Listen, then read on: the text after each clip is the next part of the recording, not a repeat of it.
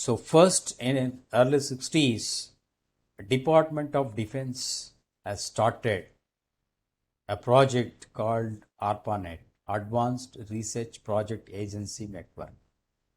So this that is being given to the university researchers. So they have established the initial network with 4 systems with 4 geometrical places. Then they used to exchange the information between them. More or less, it is a defense project. So for military operations, the data related to military operations are being exchanged between the systems of these 4 through first initial network, ARPANET, Advanced Research Project Agency Network. Okay, so it is the project is funded by Department of Defense, that is military agency of US. Okay, so initially only they are using only packet switching, means so whichever path is available with less traffic is being used. So that is the idea they have at that moment. So this is original architecture, 4 systems coming together. Later it is becoming extended. So when they have started this, they have not at all imaginated that. So it is becoming a large size network and become internet, what we are seeing now. So which is expanded across the globe everywhere. But initially it is only for their defense application they have started. And later in 1970s, another NFS net. So US National Science Foundation Network, they have started at the late 70s.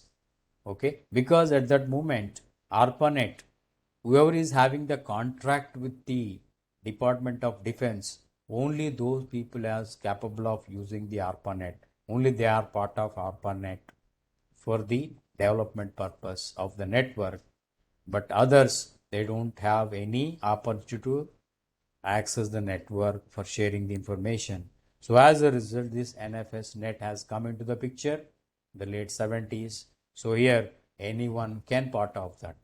So that is the second type of network came into existence in 1970s onwards. Okay.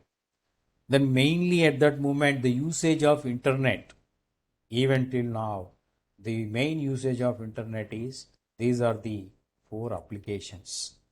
Between 70 and 90, mostly the internet is being used for these purpose, that is for email, sending and receiving the mails, then news, information and articles, then a remote login, then file transfer. These are the purposes for the internet at that earlier stage. But now, so it is being expanded beyond this.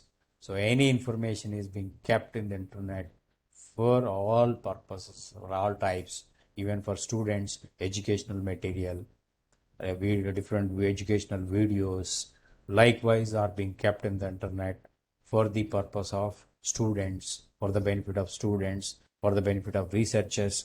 Various research articles are available, videos are available. So all the types of developments, latest technologies across the globe, all this information is available in the internet now. So what are this email? So the email, by using this service, we can create the mail and we can send the mail to anyone across the globe. That is the purpose of email. Okay, so one can compose the mail and send the mail by using the SMTP protocol, and the receiver can go to the mail using the POP3 or IMAP protocols.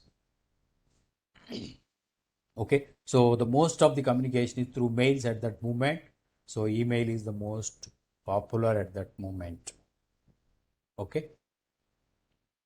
The second is the news. Various news articles, news information, so are being there at that moment, like various news groups are being created.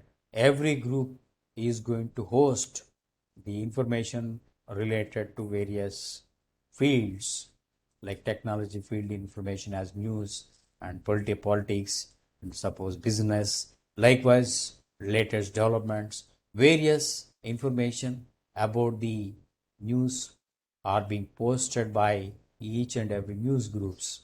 But these news groups are having, every group is having their own etiquette and their own styles for posting the news information or sharing the news information, sending or receiving the news information.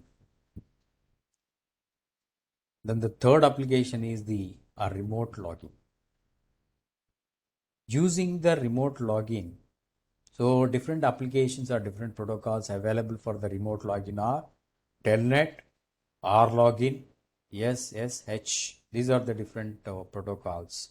Telnet, Terminal Emulation Network. Using this, I can log into a remote system of somebody else from my system. Then I can get the desktop of that on my screen. So I can work on that system from my system itself. That is the Termination Emulation Network, Telnet. Other one is RLogin. Using the RLogin, remote login, I can log into remote system and I can execute the commands and the remote system. I can configure the remote system likewise. And third is SSH, Secure Shell. Okay, SSH is Secure Shell Program. So using this, I can log into remote system and I can configure the remote system as per the requirements without reaching the remote system and without using the remote system directly. So from my system I can get it, I can use it. So that is, these are the three different programs available so that one can log into a remote system. It may be anywhere across the globe. Then that can be modified, the settings can be modified, then the resources can be used from that. You can upload into information into that, or you can download from that. So you can configure that system, you can change the security settings likewise. So all those things we can do using these remote programs, using the remote login.